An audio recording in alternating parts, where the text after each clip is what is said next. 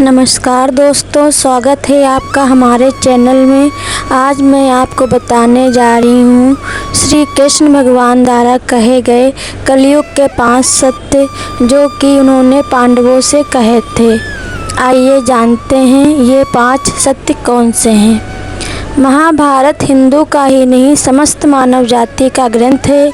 इससे प्रत्येक मानव को अच्छी शिक्षा और मार्ग मिल सकता है। प्रत्येक मनुष्य को इसे पढ़ना चाहिए, क्योंकि महाभारत में जीवन से जुड़ा ऐसा कोई भी विषय नहीं है जिसका वर्णन ना किया गया हो, जिसमें जीवन का कोई समाधान ना हो। इस ग्रंथ में देश, धर्म, न्याय, राजनीति, समाज, योग, युद्ध, परिवार, ज्ञान, विज्ञान, अध्यात्म और तकनीकी आज समस्त विषयों का ज्ञान का वर्णन मिलता है। बात उस समय की है जब 5 पांडवों को वनवास हो गया था। वनवास जाने से पहले पांडवों ने भगवान श्री कृष्ण से पूछा, हे श्री कृष्ण, अभी यह द्वापर युग का अंत काल चल रहा है। आप हमें बताएं कि आने वाली कलयुग की गति क्या और कैसी होगी। श्री कृष्ण जवाब देते हैं, मैं तुम्हें इसका सीधा सा उत्तर तो नहीं दे सकता, लेकिन हाँ, तुम 5 भाई वन में जाओ और वन में जो कुछ भी दिखे मुझे आकर बताओ। मैं तुम्हें उसका कलयुग में प्रभाव बताऊंगा। इसके बाद 5 भाई वन में चले गए। उन्होंने वन में जो देखा वह देखकर आश्चर्यचकित रह गए। आखिर उन्होंने वन में क्या देखा और श्री कृष्ण ने क्या जवाब दिया, आइए जानते हैं। श्री कृष्ण के कहे अनुसार 5 भाई अलग अलग दिशाओं में वन की ओर निकले। युधिष्ठिर भ्रमण पर थे। उन्होंने एक जगह पर देखा कि हाथी के 2 सूंड थे। यह देखकर युधिष्ठिर के आश्चर्य का ठिकाना नहीं रहा। दूसरा, अर्जुन दूसरी दिशा में भ्रमण पर थे। कुछ दूर जंगल में जाने पर उन्होंने देखा, उसे देखकर वह भी आश्चर्यचकित रह गए।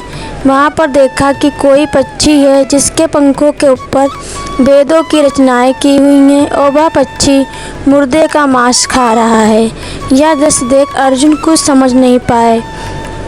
दोनों भाइयों की तरह भीम भी भ्रमण पर थे। उन्होंने जो देखा वह भी आश्चर्यचकित रह गए। उन्होंने देखा कि गाय ने एक बछड़े को जन्म दिया, लेकिन जन्म के बाद में गाय बछड़े को इतना चाट रही है कि उसका बछड़ा लहूलुहान हो गया। सहदेव भी भ्रमण पर गए हुए थे। उन्होंने देखा कि 6-7 कुएं हैं जिसमें पानी है और बीच का एक कुआं खाली है। बीच का कुआं काफ़ी गहरा होते हुए फिर भी पानी नहीं है। घोर आश्चर्य हुआ, ऐसे कैसे हो सकता है। नकुल भी भ्रमण पर थे। उन्होंने एक आश्चर्यजनक घटना देखा। एक पहाड़ के ऊपर से एक बड़ी सी चट्टान लुढ़कते हुए नीचे आ रही है।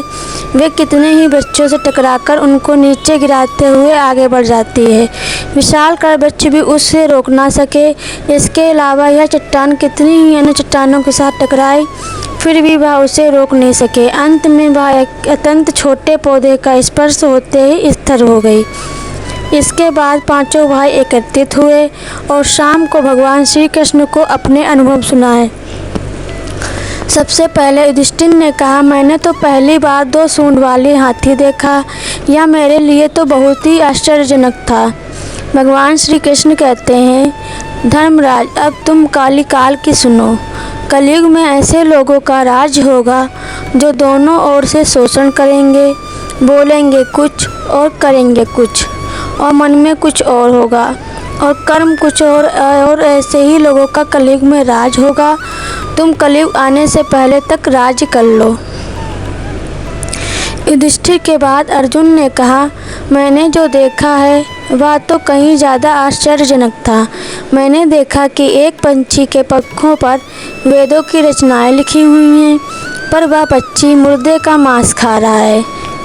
श्री कृष्ण कहते हैं, कलयुग में ऐसे लोग रहेंगे जो बड़े ज्ञानी कहलाएंगे, विज्ञान की चर्चा करेंगे, लेकिन उनके आचरण राक्षसी होंगे।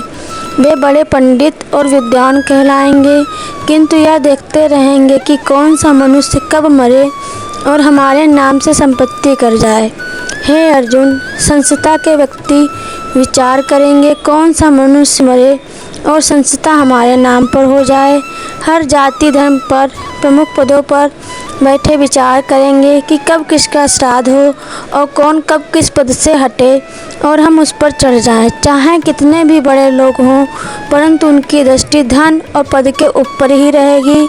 ऐसे लोगों की ही बहुतायत होगी। अर्जुन के बाद भीम ने अपना अनुभव सुनाया।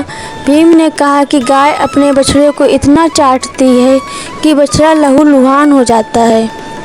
श्री कृष्ण कहते हैं, कलयुग का मनुष्य शिशुपाल हो जाएगा। कलयुग में माँओं को बच्चों के लिए ममता इतनी बढ़ जाएगी, उन्हें अपने विकास का अवसर ही नहीं मिलेगा। मोह माया में ही घर बर्बाद हो जाएगा। किसी का बेटा घर छोड़कर साधु बनेगा तो हजारों व्यक्ति दर्शन करेंगे। यदि अपने बेटे ने साधु बनना चाहा तो रोएंगे कि मेरे बेटे का क्या होगा। इतनी ज़्यादा ममता होगी कि उसे मोह माया और परिवार में ही बांध कर रखेंगे। उसका जीवन वहीं खत्म हो जाएगा। वास्तव में लड़के तुम्हारे नहीं हैं, वो तो बहुओं की अमानत हैं और लड़कियां जमाइयों की अमानत हैं। और तुम्हारा यह शरीर मृत्यु की अमानत है। तुम्हारी आत्मा परमात्मा की अमानत है। इसलिए तुम्हारा अपने शाश्वत संबंध को जानना आवश्यक है। भीम के बाद सहदेव ने पूछा, हे श्री कृष्ण, मैंने यह देखा कि 5-7 बड़े कुओं के बीच एक गहरा कुआं बिल्कुल खाली है, जबकि ऐसा संभव कैसे हो सकता है। भगवान श्री कृष्ण ने जवाब में कहा, कलयुग में लड़के के विवाह में, मकान के उत्सव में, छोटे बड़े उत्सव में तो लाखों रुपए खर्च कर देंगे, परंतु पड़ोस में ही यदि कोई भूखा प्यासा मर रहा होगा तो यह नहीं देखेंगे कि उसका पेट भरा है या नहीं। उनका अपना ही सगा भूख से मर जाएगा, उसे देखते रहेंगे और दूसरी ओर मौज मदिरा, मांस, बच्चक, सुंदरता और जश्न में पैसे उड़ाएंगे, किंतु किसी के 2 आंसू पोंछने में उनकी रुचि ना होगी। कहने का तात्पर्य यह है कि कलयुग में अन्न के भंडार होंगे, लेकिन लोग भूख से मरेंगे। सामने बंगलों में ऐशो आराम चल रहे होंगे, लेकिन पास की ही झोपड़ी में आदमी भूख से मर जाएगा। एक ही जगह पर असमानता अपने चरम पर होगी। सहदेव के बाद नकुल ने श्री कृष्ण को बताया कि मैंने भी एक आश्चर्य देखा है कि एक बड़ी सी चट्टान पहाड़ पर से लुढ़की। वृक्षों के तनों और चट्टानों में भी उसे रोक ना पाए, किंतु एक छोटे से पौधे के स्पर्श से ही वह बड़ी चट्टान रुक गई। समझ नहीं पाया कैसे। श्री कृष्ण ने कहा, कलयुग में मानव का मन नीचे गिरेगा, उसका जीवन पतित होगा।